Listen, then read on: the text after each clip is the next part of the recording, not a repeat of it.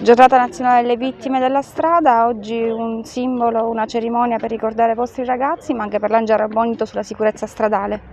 Certamente, perché il ricordo non deve essere fine a se stesso, solo ricordare le vittime e i nostri cari che sono deceduti sulla strada, ma deve essere monito, segnale di forte responsabilità, specialmente per i ragazzi, perché oggi è pure la giornata che il Papa ha voluto dedicare, è la giornata dedicata ai ragazzi e ai giovani. Quindi quale altro diciamo, materiale umano se non i ragazzi per poter appunto associarlo alla giornata delle vittime della strada. Quest'anno purtroppo ci sono dei nuovi associati, delle nuove famiglie che hanno perso figli. Cosa si sente di dire a questi genitori? Certo non posso dire benvenuti nel nostro gruppo, nel senso proprio, nel vero senso del termine, del significato.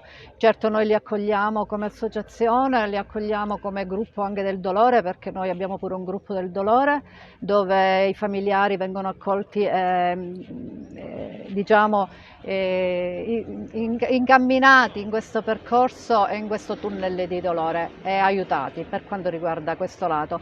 Però cosa dobbiamo dire? Dobbiamo dire che noi siamo qui e che siamo passati da questa via purtroppo prima di loro, cercheremo di fare il possibile per stare al loro fianco. Sindaco al fianco delle famiglie che hanno perso figli, parenti e persone care sulla strada per manifestare la sua solidarietà. Sì, oggi è un giorno triste, è il terzo anno che qui la situazione viene qui a deporre questa corona.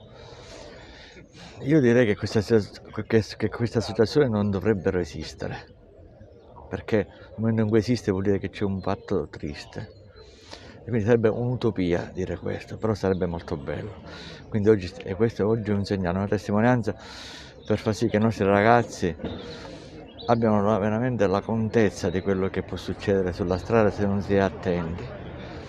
Io mi rivolgo a loro principalmente perché, come diceva Carmelina, è vero, loro accolgono nuovi soci, nuovi associati, però è triste sapere che ci sono associati per questo motivo.